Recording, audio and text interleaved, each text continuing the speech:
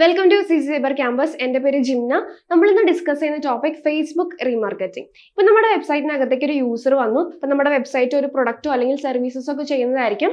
അപ്പോൾ ആ ഒരു വെബ്സൈറ്റിനകത്തേക്ക് ഒരു യൂസർ വന്നു. അയാൾ അതിലേക്ക് ഒരു എൻക്വയറി ചെയ്യാതെ അല്ലെങ്കിൽ അതിലുള്ള പ്രൊഡക്റ്റ് പർച്ചേസ് ചെയ്യാതെ ആ വെബ്സൈറ്റ് ക്വിറ്റ് ചെയ്ത് പോയി.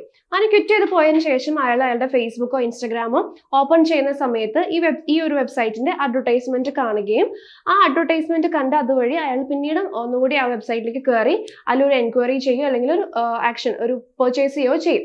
അപ്പോൾ ഇതിനെയാണ് നമ്മൾ റീടാർഗറ്റിംഗ് എന്ന് പറയുന്നത്. അതായത് ഒന്നുകൂടി പറയാം, ഇപ്പം നമ്മുടെ ഒരു വെബ്സൈറ്റിനകത്ത് കയറിയിട്ടുള്ള ഓൾറെഡി വിസിറ്റഡ് ആയിട്ടുള്ള ആൾക്കാരിലേക്ക് നമ്മളൊരു അഡ്വർടൈസ്മെന്റ് കാണിച്ച് നമ്മൾ അവരുടെ കസ്റ്റമേഴ്സ് ആക്കി മാറ്റുക, അല്ലെങ്കിൽ എൻക്വയറി അവരുടെ നിന്ന് വാങ്ങുക. ഇതിനെയാണ് നമ്മൾ റീടാർഗറ്റിംഗ് എന്ന് പറയുന്നത്. ഈ റീടാർഗറ്റിങ്ങിനെ ഇംപ്ലിമെന്റ് ചെയ്യാൻ വേണ്ടിയിട്ട് അല്ലെങ്കിൽ നമ്മുടെ ആ ഒരു വെബ്സൈറ്റും നമ്മുടെ ഒരു ഫേസ്ബുക്കും തമ്മിൽ ഒരു കമ്മ്യൂണിക്കേഷൻ ചെയ്യാൻ വേണ്ടിയിട്ട് നമ്മൾ ഫേസ്ബുക്കിന്റെ പിക്സൽ കോഡ്, ഫേസ്ബുക്കിന്റെ പിക്സൽ ഒരു ജാവാസ്ക്രിപ്റ്റ് കോഡാണ്. ഈ കോഡ് നമ്മുടെ വെബ്സൈറ്റായിട്ട് ഇന്റഗ്രേറ്റ് ചെയ്യും. ഇങ്ങനെ ആ ഒരു കോഡ് ഇന്റഗ്രേറ്റ് ചെയ്യുന്നത് വഴി നമ്മുടെ ഫേസ്ബുക്കിൽ നമ്മുടെ വെബ്സൈറ്റിൽ നടക്കുന്ന ആക്ഷൻസ് എല്ലാം ഫേസ്ബുക്കിന് ട്രാക്ക് ചെയ്യാനായിട്ട് പറ്റും. ഇങ്ങനെ ട്രാക്ക് ചെയ്യുന്നത് വഴി നമ്മുടെ ഫേസ്ബുക്കിൽ നമ്മുടെ പിക്സൽ ഇവന്റ്സ് അനുസരിച്ചിട്ട് നമുക്ക് റീമാർക്കറ്റിംഗ് ചെയ്യാനായിട്ട് പറ്റും. ഇപ്പം നമ്മൾ സിംപ്ലി പറയുവാണെങ്കിൽ നമ്മുടെ വെബ്സൈറ്റിനകത്തേക്ക് കയറിയിട്ടുള്ള ഓൾറെഡി വിസിറ്റഡ് ആയിട്ടുള്ള ആൾക്കാരിലേക്ക് നമ്മുടെ വെബ്സൈറ്റിന്റെ അഡ്വർടൈസ്മെന്റ് കാണിക്കുകയും അതുവഴി നമുക്ക് അവരെ ആ ഒരു വിസിറ്റേഴ്സിനെ കസ്റ്റമർ ആക്കിയിട്ട് മാറ്റാൻ പറ്റുക, അല്ലെങ്കിൽ ആ ഒരു കസ്റ്റമേഴ്സിന്റെ കയ്യിൽ നിന്ന് ആ ഒരു വിസിറ്റേഴ്സിന്റെ കയ്യിൽ നിന്ന് ഒരു എൻക്വയറി കിട്ടുകയും ചെയ്യുന്നതിനെയാണ് നമ്മൾ റീമാർക്കറ്റിംഗ് ചെയ്യുക എന്ന് പറയുന്നത്. അപ്പൊ അതെങ്ങനെയാണ് ചെയ്യുന്നത്, അത് ഫേസ്ബുക്കിൽ എങ്ങനെയാണ് പിക്സൽ കോഡ് നമുക്ക് ഉണ്ടാക്കാൻ പറ്റുന്നത്, അതെങ്ങനെയാണ് നമ്മുടെ വെബ്സൈറ്റ് ആയിട്ട് ഇന്റഗ്രേറ്റ് ചെയ്യുന്നതെന്നൊക്കെ നമുക്ക് ഡീറ്റെയിൽ ആയിട്ട് നോക്കാം. നമ്മുടെ വെബ്സൈറ്റിലേക്ക് ഓൾറെഡി വിസിറ്റഡ് ആയിട്ടുള്ള ആൾക്കാരിലേക്ക് ഒന്നുകൂടി അഡ്വർടൈസ്മെന്റ് കാണിക്കുക, അവരിൽ നിന്ന് ഒരു എൻക്വയറി കിട്ടുക, അല്ലെങ്കിൽ അവർ നമ്മുടെ പ്രൊഡക്റ്റ് പർച്ചേസ് ചെയ്യിപ്പിക്കുക. ഇതാണ് നമ്മൾ റീടാർഗറ്റിംഗ് എന്ന് പറയുന്നത്. അങ്ങനെ റീടാർഗറ്റിംഗ് ഇംപ്ലിമെന്റ് ചെയ്യുന്നതിന് വേണ്ടിയിട്ട് നമ്മൾ ഫേസ്ബുക്ക് പിക്സൽ കോഡ് എങ്ങനെയാണ് ജനറേറ്റ് ചെയ്യുന്നതെന്നും അതെങ്ങനെയാണ് നമ്മുടെ വെബ്സൈറ്റിലേക്ക് ഇന്റഗ്രേറ്റ് ചെയ്യുന്നതെന്ന് നോക്കാം. അപ്പോൾ അതിനായിട്ട് നമ്മൾ ഫേസ്ബുക്ക് പേജ് എടുക്കുക. ഫേസ്ബുക്ക് പേജ് എടുത്തതിന് ശേഷം നമ്മൾ ആഡ്സ് മാനേജർ എടുക്കുക. ആഡ്സ് മാനേജറിൽ നിന്നും ഓൾ ടൂൾസ് പോയി കഴിഞ്ഞാൽ നമുക്കിവിടെ ads manager, events manager, audience, ad account settings, ads reporting, billing, ഇങ്ങനെ കുറച്ച് ഓപ്ഷൻസ് കാണാം. അതിൽ ഇവന്റ്സ് മാനേജർ എടുക്കാം. ഇവന്റ്സ് മാനേജർ എടുത്തു കഴിഞ്ഞാൽ നമുക്കൊരു ഫേസ്ബുക്ക് പിക്സലിന് ഒരു പേര് കൊടുക്കാനുണ്ടാവും.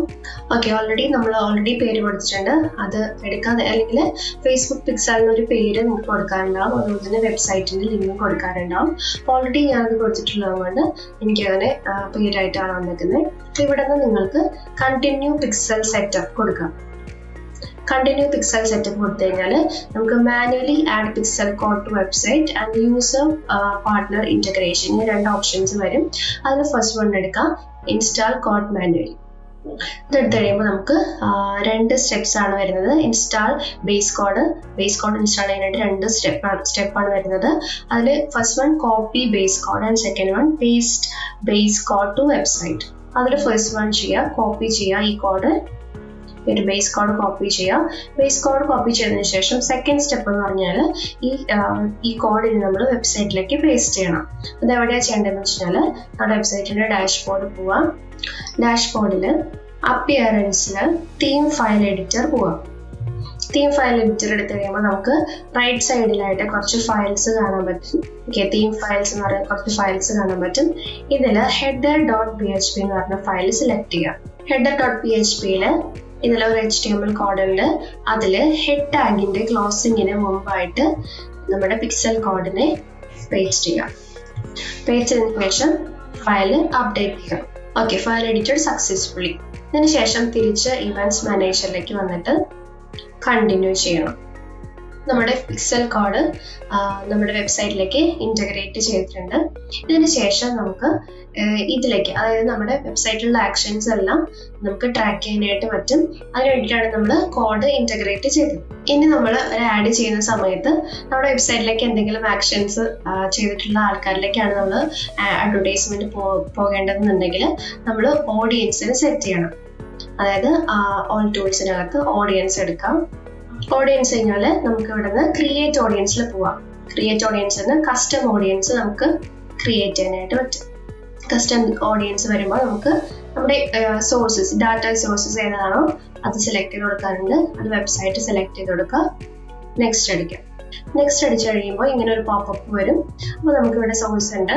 പിന്നെ ഇവന്റ്സ് എന്ന് പറയുമ്പോൾ ഓൾ വെബ്സൈറ്റ് വിസിറ്റേഴ്സ്, അതല്ലാന്നുണ്ടെങ്കിൽ people who visited specific web pages, visitors by time spend, ഇങ്ങനെ 3 ഓപ്ഷൻസ് വരും. ഓൾ വെബ്സൈറ്റ് വിസിറ്റേഴ്സ് എന്ന് പറയുമ്പോൾ നമ്മുടെ വെബ്സൈറ്റിലേക്ക് ഇത് പേജിലേക്ക് വരുന്ന ആൾക്കാരിലേക്കാണെങ്കിലും എല്ലാ വിസിറ്റേഴ്സിലേക്കും ആ ഒരു ആഡ് പോകും. അതല്ല നമുക്കൊരു സ്പെസിഫിക് പേജസിലേക്ക് മാത്രമാണ് നമ്മൾ ആഡ് കാണിക്കേണ്ടതെന്നുണ്ടെങ്കിൽ ആ ഒരു ഓപ്ഷൻ സെലക്ട് ചെയ്യാം.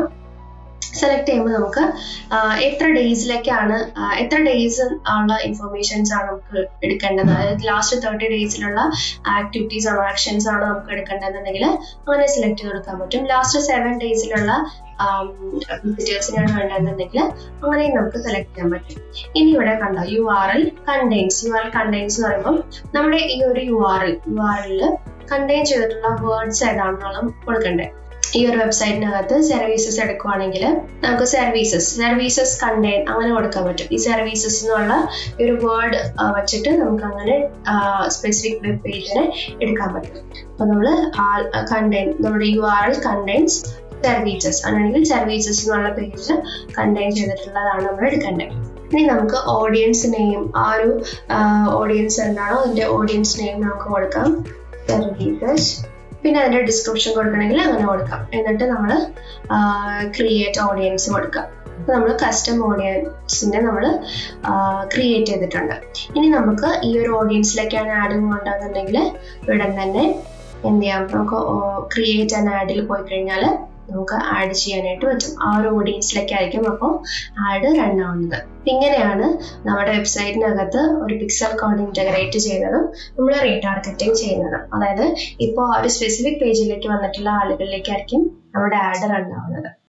അപ്പം നമ്മളിന്ന് ഈ വീഡിയോയിൽ ഫേസ്ബുക്ക് പിക്സൽ കോഡ് എങ്ങനെയാണ് ഇൻസ്റ്റാൾ ചെയ്യുന്നത്, അതെങ്ങനെയാണ് നമ്മുടെ വെബ്സൈറ്റിലേക്ക് ഇൻറ്റഗ്രേറ്റ് ചെയ്യുന്നതെന്നൊക്കെ പഠിച്ചു അല്ലേ. അപ്പോൾ ഇങ്ങനെ ഇൻറ്റഗ്രേറ്റ് ചെയ്യുന്നത് വഴി നമ്മുടെ വെബ്സൈറ്റിൽ നടക്കുന്ന ആക്ഷൻസ് എല്ലാം നമ്മുടെ ഫേസ്ബുക്കിനെ ട്രാക്ക് ചെയ്യാൻ പറ്റും. അതുവഴി നമുക്ക് റീമാർക്കറ്റിംഗ് ചെയ്യാനായിട്ട് പറ്റും. അപ്പോൾ അതായത് നമ്മുടെ വെബ്സൈറ്റിലേക്ക് ഓൾറെഡി വിസിറ്റഡ് ആയിട്ടുള്ള ആൾക്കാരിലേക്ക് നമ്മൾ പിന്നീട് ഒന്നുകൂടി അഡ്വർടൈസ്മെന്റ് ചെയ്ത് അവരിനെ നമുക്ക് ഒരു ലീഡ് കളക്ട് ചെയ്യാൻ പറ്റുക, അല്ലെങ്കിൽ അവരെ നമുക്ക് കസ്റ്റമറേക്ക് മാറ്റുക എന്നുള്ളതാണ് നമ്മൾ ചെയ്യുന്നത്. അപ്പോൾ എല്ലാവർക്കും ഫേസ്ബുക്ക് റീമാർക്കറ്റിംഗ് മനസ്സിലായിട്ടുണ്ടെന്ന് വിചാരിക്കുന്നു. ഇതേപോലുള്ള വീഡിയോസ് ആയിട്ട് ഞാൻ ഈ ചാനലിൽ ഇനിയും വരുന്നതായിരിക്കും. അപ്പോൾ ചാനൽ സബ്സ്ക്രൈബ് ചെയ്യാത്തവർ സബ്സ്ക്രൈബ് ചെയ്യാം, ലൈക്ക് ചെയ്യുക, ഷെയർ ചെയ്യുക, കമന്റ് ചെയ്യാം. Thank you.